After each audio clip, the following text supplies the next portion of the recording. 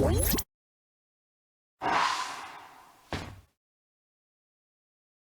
स्वागत है एक बार फिर से एमएस मैथ्स में आपका। अब हम चलते हैं, सबसे पहले यहाँ पे आपको दिख रहा होगा विद्युत चुंबकीय तरंगों में धाराओं के प्रकार लिखे हुए हैं। सबसे पहला हम पढ़ते हैं धाराओं के प्रकार। अब ये धाराओं के प्रकार क्या है? धारा मतलब होती है इलेक्ट्रिसिटी या करंट। धाराओं के प्रकार में अगर हम पढ़े, सबसे पहला हमारा पॉइंट आता है चालन धारा। इस वाले बॉक्स में आप देख सकते हैं चालन धारा। चालन धारा का मतलब होता है जो धारा आवेश प्रवाहन की दर से बनती है। यहाँ पे परिभाषा लिखी हुई है, Q आवेश के प्रवाहन से चालन धारा का निर्माण होता है। और इसका जो सूत्र है IC is equal to dQ by dt, यानी D आवेश का T के सापेक्ष अवकलन जो होता है वो चालन धारा के तुल्य होता है। अब हम बात करते हैं अगला विस्थापन धारा है डिस्प्लेसमेंट करंट के बारे में। डिस्प्लेसमेंट करंट विस्थापन धारा का मतलब होता है कि विद्युत फ्लक्स में परिवर्तन के कारण, विद्युत फ्लक्स जो होता है फाई, उसमें परिवर्तन के कारण जिस धारा का निर्माण होता है उसको विस्थापन धारा कहा जाता है। ओके, अब हमारा अगला टॉपिक आता है इसी विस्थापन धारा में कि इसका निर्माण जो होता है वह परिवर्ती विद्युत क्षेत्र में होता है, यानी जो समय के साथ बदलता रहता है, परिवर्ती विद्युत क्षेत्र में इसका निर्माण होता है। इसके एक सूत्र की बात करें तो ID is equal to epsilon naught d phi by d t. Epsilon naught जो है यहाँ पे वो निर्वात की विद्युतशीलता है, एप्सिलॉन नॉट जिसको हम निर्वात की विद्युतशीलता कहते हैं। अब चलते हैं हमारा आगे के टॉपिक पे। आगे का टॉपिक आता है मैक्सवेल की समीकरण। मैक्सवेल के समीकरण सबसे इंपॉर्टेंट है। मैं आपको कहूंगा कि ये चारों की चारों जो समीकरण है वो याद करनी सबसे जरूरी है। मैक्सवेल की पहली समीकरण है integration EdS is equal to sigma Q upon epsilon naught. ये है स्थिर विद्युतिकी में गाउस का नियम। जो गाउस का नियम है उसी को मैक्सवेल की प्रथम समीकरण के रूप में जाना जाता है। मैक्सवेल की द्वितीय समीकरण है integration B vector dot ds vector is equal to 0। ये है चुंबकत्व में गाउस का नियम। वो था इलेक्ट्रिसिटी में स्थिर विद्युतिकी में गाउस का नियम, ये है चुंबकत्व में गाउस का नियम। गाउस का नियम है चुंबकत्व में गाउस का नियम ये कहता है कि भाई जो चुंबकीय क्षेत्र और क्षेत्रफल है उन दोनों का जो इंटीग्रेशन होगा, समाकलन होगा, वो सदैव 0 होगा। ये चुंबकीय क्षेत्र में गाउस का नियम है। अब हम बात करते हैं तृतीय समीकरण के बारे में। तृतीय समीकरण ये कहती है कि जो तृतीय समीकरण है वो फैराडे की द्वितीय नियम है। फैराडे का द्वितीय नियम होता है कि भाई जो प्रेरित विद्युत वाहक बल है, जो शिरों पर विद्युत वाहक बल उत्पन्न होता है, उसका परिमाण जो होता है वह फ्लक्स में परिवर्तन की दर के तुल्य होता है। और हम जानते हैं कि V is equal to integration E vector dot dl vector होता है। तो हमने क्या किया, इस E वेक्टर की जगह, ये जो आपको E वेक्टर दिख रहा है, इस E वेक्टर की जगह हमने क्या किया, ये वाली चीज पुट कर दी। ओके, आपको दिख रहा होगा, मिनट, ये जो E वेक्टर है इसकी जगह मैंने क्या किया, ये वाली चीज पुट कर दी। ओके, अब आगे चलते हैं। आगे हमारा आता है चतुर्थ समीकरण। चतुर्थ समीकरण है एम्पियर नियम, जिसको हम एम्पियर लूप के नाम से भी जानते हैं। एम्पियर लूप में जो एम्पियर नियम था हमारे, उस एम्पियर नियम पे हम अगर देखते हैं तो वो ये मैक्सवेल की चौथी समीकरण बनती है। अब मैक्सवेल की चौथी समीकरण है क्या? मैक्सवेल की चौथी समीकरण की बात करें तो integration B vector dot dl vector is equal to mu naught sigma I। Sigma I का मतलब होता है टोटल करंट। टोटल करंट हम देखते हैं कि भाई जो विद्युत क्षेत्र है, ओके, विद्युत क्षेत्र में क्या होता है कि टोटल करंट, इसमें EMW में टोटल करंट जो होता है वो हमने अभी यहाँ पे पढ़ा था चालन धारा और विस्थापन धारा के बारे में। इन चालन धारा और विस्थापन धारा के तुल्य जो होता है वो टोटल करंट होता है। टोटल करंट का मतलब हो गया कि भाई डिस्प्लेसमेंट करंट और जो चालन करंट है इन दोनों का योग जो होता है वो इन दोनों का जो योग होता है वह सिग्मा आई होता है। तो सिग्मा आई की जगह हमने क्या पुट कर दिया, mu naught IC upon ID। Okay, अब चलते हैं आगे। मैक्सवेल का सिद्धांत क्या है EMW पर। EMW पर मैक्सवेल का बहुत ही इंपॉर्टेंट सिद्धांत है, यहां से हम पढ़ना शुरू करेंगे। पहला सिद्धांत है कि भाई विद्युत चुंबकीय तरंगों की इसने परिभाषा दी, बहुत ही अच्छी परिभाषा दी है विद्युत चुंबकीय तरंगों की। ये परिभाषा है विद्युत एवं चुंबकीय क्षेत्र के समान कला में, यानी इनकी कला, इनकी दिशा में कोई भी अंतर नहीं होता है, कोई भी कलांतर नहीं होता है। यानी विद्युत चुंबकीय विद्युत क्षेत्र एवं चुंबकीय क्षेत्र के समान कला में अध्यारोपण से जो तरंग का निर्माण होता है उसको हम ईएमडब्ल्यू कहते हैं। उसको हम क्या कहते हैं? ईएमडब्ल्यू कहते हैं, यानी इलेक्ट्रोमैग्नेटिक वेव, विद्युत चुंबकीय तरंग कहते हैं। अब अगला मैं बात करता हूं इसमें कलांतर यानी फाई जो होता है वो एकदम शून्य होता है, एकदम जीरो होता है। ठीक है, अब आगे बात करता हूं मैं। इसका आगे का पॉइंट है कि भाई इसका निर्माण कैसे होता है कि आवेशों की त्वरित गति। असल में त्वरित गति का मतलब होता है उतार चढ़ाव। आवेश की गति एक बार धीमी, एक बार तेज, एक बार धीमी, एक बार तेज, तो उन आवेशों की त्वरित गति। त्वरित गति का मतलब यहाँ पे मैं इसको डार्क करना चाहूंगा, त्वरित गति का मतलब होता है उतार चढ़ाव वाली गति से ईएमडब्ल्यू का निर्माण होता है। फिर बात करते हैं इसका जो निर्माण होता है वो परिवर्ती विद्युत क्षेत्र में होता है। आवेश की जब गति त्वरित गति होगी तो वो विद्युत क्षेत्र भी त्वरित विद्युत क्षेत्र होगा, यानी परिवर्ती विद्युत क्षेत्र होगा, क्योंकि परिवर्ती विद्युत क्षेत्र का निर्माण त्वरित आवेश से होता है, इसलिए परिवर्ती विद्युत क्षेत्र होगा, क्योंकि वो त्वरित आवेश से बना है। This is important point. Okay, अब चलते हैं आगे स्टूडेंट्स।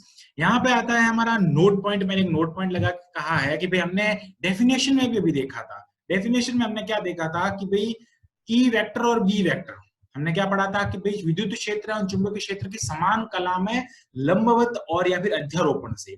अब यहाँ पे मैंने क्या पॉइंट बताया है कि जो इसका संचरण है ये कहाँ पे चलती है? ये चलती है ई वेक्टर यानी विद्युत क्षेत्र सदिश और चुंबकीय क्षेत्र सदिश के लंबवत। लंबवत का मतलब है विद्युत क्षेत्र सदिश और चुंबकीय क्षेत्र सदिश के लंबवत से बने तल में इसका संचरण होता है। ये सबसे इंपॉर्टेंट फैक्टर है। अब मैं बात करता हूं आगे इनकी समीकरण। प्रगामी समीकरण, ये जो होती है ईएमडब्ल्यू, ये प्रगामी प्रकृति की होती है। तो हमने दो तरंगें पढ़ी थी, प्रगामी और अप्रगामी प्रकृति की, 11th क्लास में। तो उसके आधार पर ये तरंगें जो होती है वो प्रगामी प्रकृति की होती है। तो इसमें हम देखते हैं विद्युत क्षेत्र सदिश है, उसका समीकरण होगी E Y is equal to E naught. E naught जो है यहाँ पे एम्पलीट्यूड है, एम्पलीट्यूड का मतलब होता है आयाम। फिर देखते हैं अगला इसका फलन है sine omega t minus k x. दूसरा हम देखते हैं E B is equal to B naught. B naught इसका एम्पलीट्यूड है, आयाम। फिर देखते हैं sine omega t minus cos x. एक चीज हम यहाँ पे नोट करते हैं कि इनका जो थीटा है यानी कोण है sine omega t minus k x, यहाँ पे भी sign omega t minus k x, यानी अर्थात ये दोनों समान कला में एक ही दिशा में संचरण करती है, एक दिशा में संचरित होती है। अगला मैं बात करता हूँ यहाँ पे इसका जो निर्माण होता है वो परिवर्ती विद्युत क्षेत्र या दोलनी परिपथ में होता है, क्योंकि मैंने अभी बताया था त्वरित आवेश की गति होती है, त्वरित आवेश की जो गति होती है उसे परिवर्ती विद्युत क्षेत्र का निर्माण होता है। और स्टूडेंट्स परिवर्ती विद्युत क्षेत्र का निर्माण होने से उसको हम एसी में एलसी परिपथ या दोलनी परिपथ कहते हैं। इसको जो आवृत्ति होती है frequency F R is equal to 1/2 pi root LC होती है। ये सबसे इंपॉर्टेंट फॉर्मूला है, एसी चैप्टर में भी सबसे इंपॉर्टेंट है और इसमें भी सबसे इंपॉर्टेंट है। ये मैक्सवेल हर्ट्ज का प्रयोग है। ये जो प्रयोग आप देखते हैं, ये सूत्र जो है वो मैक्सवेल और हर्ट्ज के द्वारा प्रतिपादित किया गया था। अब यहाँ पे सबसे इंपॉर्टेंट फैक्टर की मैं अगर बात करता हूं तो वो है इसका मात्रक। इसका जो यूनिट है सबसे इंपॉर्टेंट है। आवृत्ति का वैसे यूनिट हर्ट्ज तो होता ही है, लेकिन हम एक दूसरे मात्रक की ओर बात करते हैं तो वो है 1/सेकंड, यानी सेकंड इनवर्स जो है प्रति सेकंड, इसका एक मोस्ट इंपोर्टेंट मात्रक है, यूनिट है। अगला हम बात करते हैं विद्युत चुंबकीय तरंगों के गुणधर्म।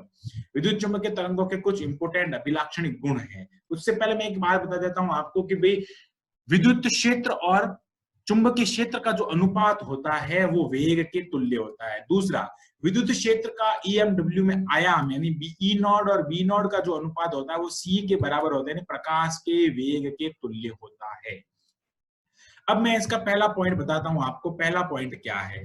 पहला पॉइंट इसको हम समझते हैं ये प्रगामी प्रकृति की होती है, हमने भी पढ़ा था प्रगामी प्रकृति की। दूसरा है सरल रेखीय संचरण करती है, सरल रेखीय संचरण एक सरल दिशा में चलती है। तीसरा है ये अनुप्रस्थ प्रकृति की होती है। अनुप्रस्थ प्रकृति का मतलब होता है कि एक बंद शिरे का निर्माण करती है। तीसरा है इसकी जो परास है ये कहां से कहां तक चल सकती है, ये लैम्डा, इसकी जो परास है वो 0 से लेके अनंत तक चल सकती है। यानी इसकी जो परास है हम देखते हैं यहाँ से, दिस इज इंपोर्टेंट पॉइंट, 0 से लेकर अनंत तक, 0 से इंफिनिटी तक इसकी पावर होती है। तीसरा हम बात करते हैं ये प्रकाश के गुणों की पालना करती है। प्रकाश के जो भी गुण होते हैं, परावर्तन, अपवर्तन, ध्रुवण, व्यतिकरण, पूर्ण आंतरिक परावर्तन आदि जितने भी गुण होते हैं ये उन सभी का प्रतिपालन करती है, उन सभी नियमों का पालन करती है। छठा पॉइंट है निर्वात या बिना माध्यम के भी चल सकती है, निर्वात में भी चल सकती है और वायु में भी चल सकती है। तीसरा हम देखते हैं माध्यम में इसका वेग जो होता है वो 1/√μ एप्सिलॉन होता है, जबकि निर्वात में इसका जो वेग होता है वो c = 1/√ε0μ0 होता है। अब ऐसा क्यों होता है? निर्वात में वेग कम होता है, सॉरी अधिक होता है, माध्यम में वेग कम होता है। माध्यम के वेग को v कहते हैं, निर्वात के वेग को c कहते हैं, क्योंकि वो प्रकाश के वेग के तुल्य होता है। अब यहाँ पे नीचे मैंने एक नोट पॉइंट करके लिखी है, ये बात है, उस नोट पॉइंट को एक बार पढ़ लेते हैं। वो नोट पॉइंट मैंने यहाँ पे लिखा है कि भाई जो v होता है, माध्यम में जो वेग होता है वो प्रकाश के वेग से अर्थात निर्वात के वेग से कम होता है, v < c। ओके, अब चलते हैं आगे। अगला हमारा पॉइंट आता है यहाँ पे, अगला पॉइंट है, हम ध्यान से देखें तो वह माध्यम में अपवर्तनांक। अपवर्तनांक माध्यम में अगर बात करते हैं, अपवर्तनांक का मैंने सूत्र यहाँ पे लिख दिया है, μ21 = μ2/μ1। और μ2 जो होता है, यहाँ से हम देखते हैं कि जो μ2 है वो μ2 क्या होता है, यहाँ से नीचे की ओर आ जाता है, मतलब ये उल्टा चलता है, तिरछा चलता है। ओके, यहाँ से ये नीचे की ओर आता है और ये कहाँ जाता है, ऊपर की ओर आता है, ये एकदम तिरछा चलता है। यहाँ से आप तीर के जरिए एक बार देख सकते हैं। μ1 यानी माध्यम 1 में जो वेग होता है वो ऊपर की ओर होगा और माध्यम 2 में जो वेग होगा वो नीचे की ओर होगा। ओके, अब आगे चलते हैं। यहाँ पे मैंने फॉर्मूला लिख दिया है, फॉर्मूला आता है √μ * एप्सिलॉन अपॉन μ0 * एप्सिलॉन0। तो इससे क्या होता है, आपेक्षिक चुंबकशीलता और आपेक्षिक विद्युतशीलता के पदों में हमारा सूत्र आता है, तो वो होता है √μr/ε। ओके, अगला हमारा टॉपिक है, पॉइंट आता है, इसका गुणधर्म है कि EMW की ऊर्जा घनत्व। EMW का ऊर्जा घनत्व जो होता है ये है इलेक्ट्रिसिटी का ऊर्जा घनत्व, ये है चुंबकीय क्षेत्र का ऊर्जा घनत्व। फिर हम देखते हैं यहाँ से इसमें कि भाई कुल ऊर्जा घनत्व जो होता है U bar = ½ ε0 E² +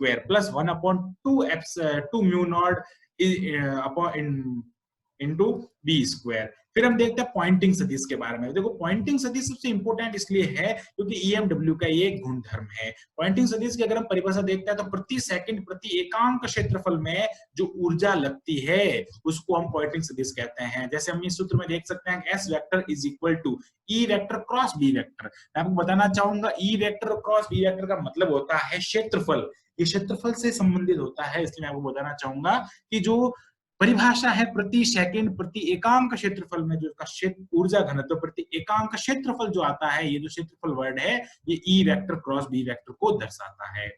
ओके, अब चलते हैं इसकी तीव्रता की ओर। तीव्रता का फॉर्मूला मैंने यहाँ पे लिख दिया है। तीव्रता का सीधा सा फॉर्मूला है I = V0 E0/μ0 × ½।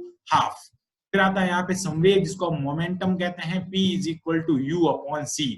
U जो है यहाँ पे कुल ऊर्जा घनत्व है, अभी मैंने पढ़ा था कुल ऊर्जा है, घनत्व नहीं, कुल ऊर्जा है, और C जो है वो प्रकाश का वेग है। फिर हम देखते हैं इस पे दाब, ये जो जब तरंगें चलती हैं तो किसी सतह से टकराती है, उस पर दाब उत्पन्न करती है, प्रेशर उत्पन्न करती है। तो जो प्रेशर का सूत्र है P = I/c होता है। ओके, अब ये सबसे इंपॉर्टेंट चीज मैं आपको यहाँ पे बताना चाहूंगा, ये है EMW का डायग्राम। EMW का एक डायग्राम है, चित्र है, कैसे चलता है। मैं इसको थोड़ा समझाऊंगा आपको। यहां से अगर हम देखते हैं, एक चीज मैं आपको बता देता हूं, ये है E वेक्टर, ये है B vector. Okay, E vector B vector. अब यहां से इनके बीच का जो एंगल है, यहाँ पे ये एंगल अपने को भले ही नहीं दिख रहा, लेकिन ये 90 डिग्री एंगल है। ओके, ये जो एंगल की अगर हम बात करते हैं यहां से यहां तक, वो है 90 डिग्री।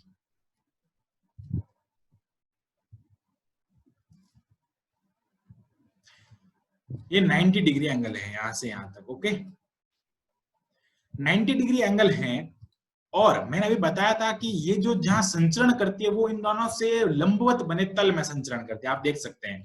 यहाँ पे मैं आपको बताना चाहूंगा कि जो डार्क पॉइंट है, ये वाला डार्क हिस्सा जो आप देख रहे हैं यहाँ पे, डार्क हिस्सा शो करती है, डार्क हिस्सा हमको शो करती है E वेक्टर को, इसको E वेक्टर को, और जो लाइट हिस्सा शो करती है वो है B वेक्टर को। E वेक्टर और B वेक्टर को शो करती है। फिर मैंने अभी आपको बताया था कि इसका जो संचरण होता है वो E और B से लंबवत बने तल में होता है, एक 3D प्लेन में इसका संचरण होता है। ओके,